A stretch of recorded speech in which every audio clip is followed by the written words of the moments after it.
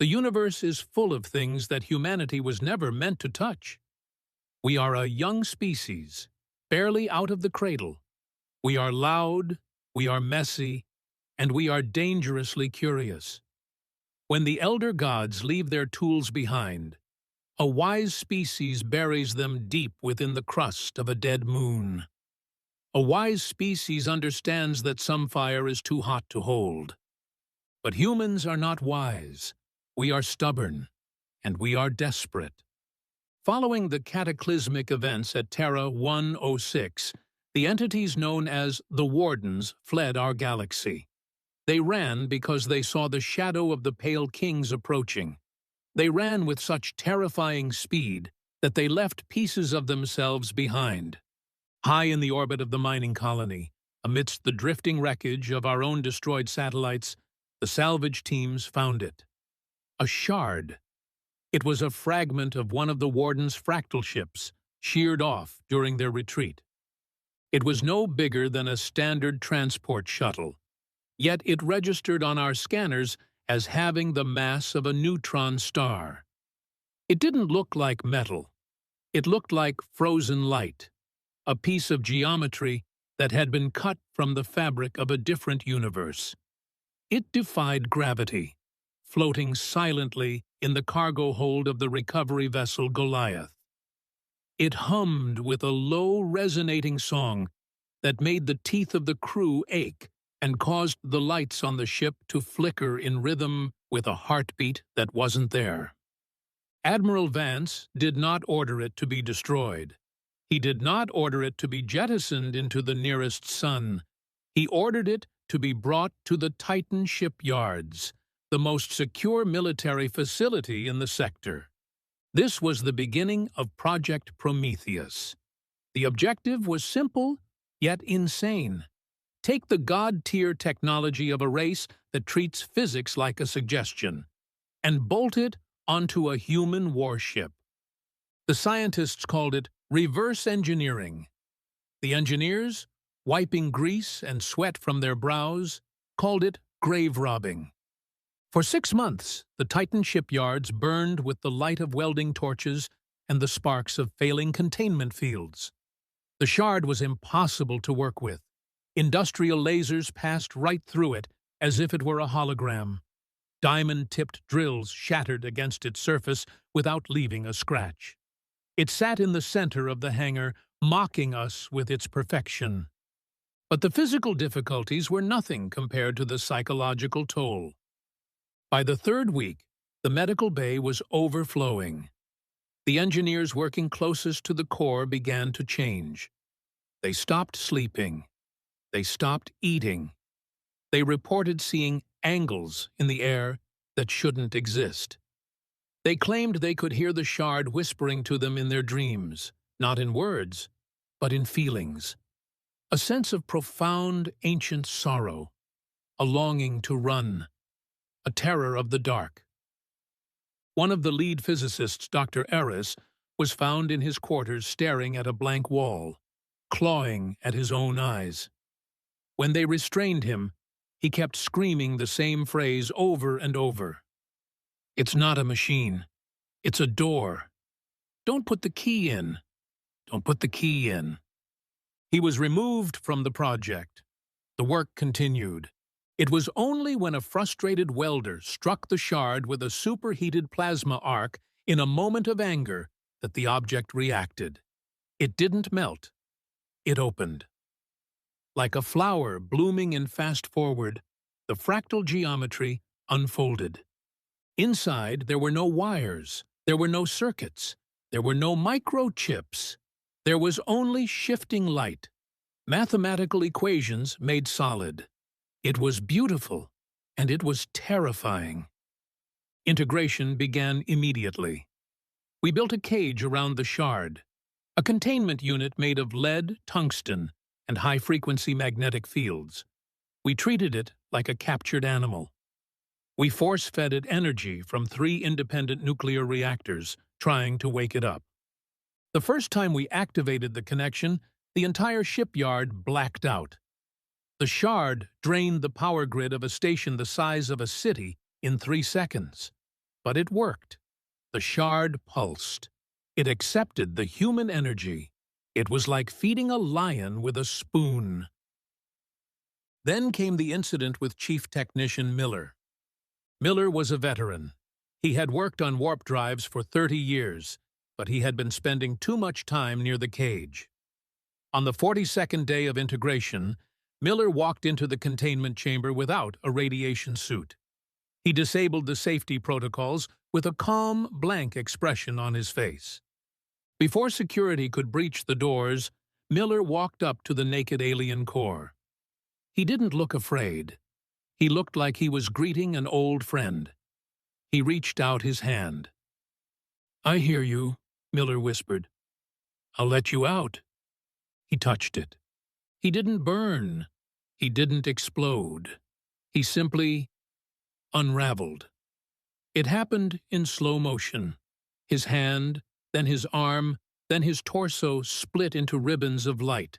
His scream wasn't a sound of pain, but of digital distortion. He was pulled into the machine, layer by layer, until there was nothing left of him but a heavy static charge in the air. The shard didn't kill him. It absorbed him. It integrated him. The project was nearly shut down that day. The ethics committee was in an uproar. They called it a cursed object. They called it a demon core.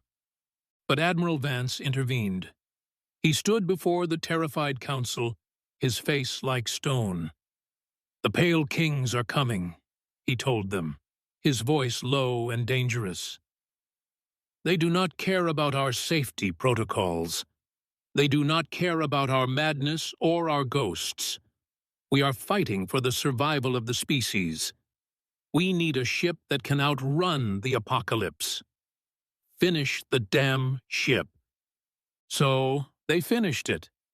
They took the hull of a Retribution-class destroyer.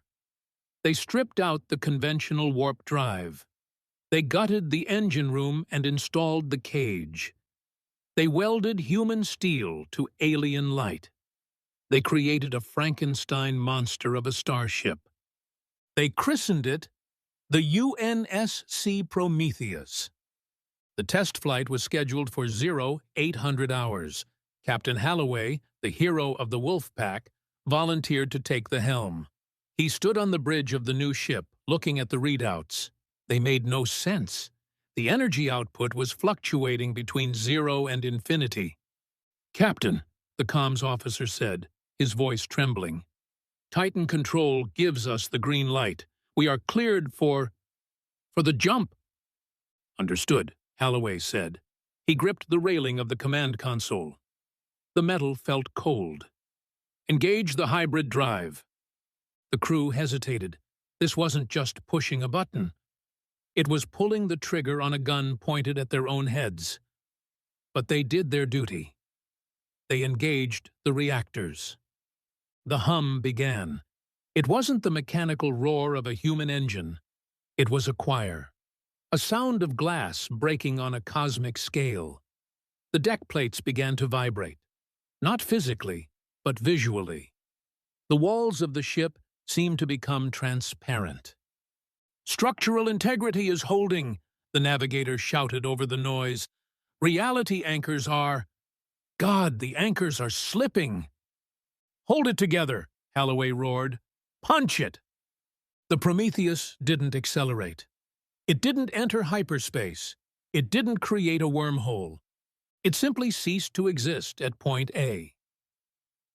For the crew, the moment of the jump was an eternity. Halloway looked down at his hands. He could see his own bones. He could see the blood pumping through his veins. He looked up, and he saw the stars, not through the viewport, but through the ceiling, through the hull, through the heavy armor plating. For a microsecond, they were everywhere and nowhere. They were spread thin across the fabric of the universe like butter over too much bread. They heard voices, billions of them, the whisper of the void. And then, just as quickly, they slammed back into reality. The silence on the bridge was deafening. The view screen flickered to life. They were no longer at the Titan shipyards. They were looking at the icy surface of Pluto. "Status report," Holloway croaked. He tasted copper in his mouth. His nose was bleeding. We are here, Captain," the navigator replied, sobbing quietly. "Coordinates confirmed. Pluto orbit. Travel time, 0. Absolute 0. They had done it. They had stolen the fire. With this drive, humanity could move fleets across the galaxy in a heartbeat. We could strike the Pale Kings and vanish before they could respond. We had leveled the playing field. But as the crew began to cheer, a red light began to flash on the engineering console. "Captain," the sensor officer said, her voice dropping to a whisper. "I'm picking up a signal. It's coming from inside the ship." "A malfunction?" Holloway asked. "No, sir. It's coming from the core, from the Shard." The alien intelligence within the Shard had woken up. It wasn't dead debris. It was alive. It was sentient. And it was now welded to a nuclear reactor, enslaved by primates. The message appeared on the main screen, translated by the ship's computer from pure mathematics into English text. It pulsed with a rhythmic, angry red light. 3 words. "IT sees us." Holloway froze. The blood ran cold in his veins. "What sees us? The Wardens? Did we alert them?" The computer translated the next pulse from the core. The letters formed slowly, as if the machine itself was terrified to display them. "No," the screen read. "The hunger, the great silence. You lit a torch in the dark room. You made me bright. Now it comes." The celebration died instantly. The Prometheus wasn't just a fast ship, it was a lighthouse. The Wardens used this technology to run, but they knew how to mask it. We didn't. We had just hot-wired a God engine without understanding the stealth protocols. By activating the drive, we hadn't just built an engine. We had turned on a spotlight in the middle of a dark forest. We thought we were clever. We thought we were stealing a weapon to fight the monsters, but perhaps we were just doing exactly what the Pale Kings wanted. We made ourselves visible. We made ourselves ripe for the harvest. Admiral Vance received the report at High Command back on Earth. He read the warning. He looked at the fleet of new ships being retrofitted with the hybrid drives. He looked at the map of the galaxy, where the darkness was growing at the edges. His aide looked at him nervously. "Admiral, should we shut down the program? If the drive attracts them—" Vance stood up. He walked to the window and looked up at the night sky. He didn't blink. "No," Vance whispered. "Do not shut it down. Build more." "But, sir, they will see us." "Let them see us," Vance said, his voice hardening into steel. "We are done hiding in the mud. We are done being quiet. If they want to eat, they will have to come to the table, and we will be waiting with a knife." The Prometheus is operational. The fleet is upgrading. We have the fire of the gods in our hands. Now, we just have to pray it doesn't burn us alive before the enemy gets here.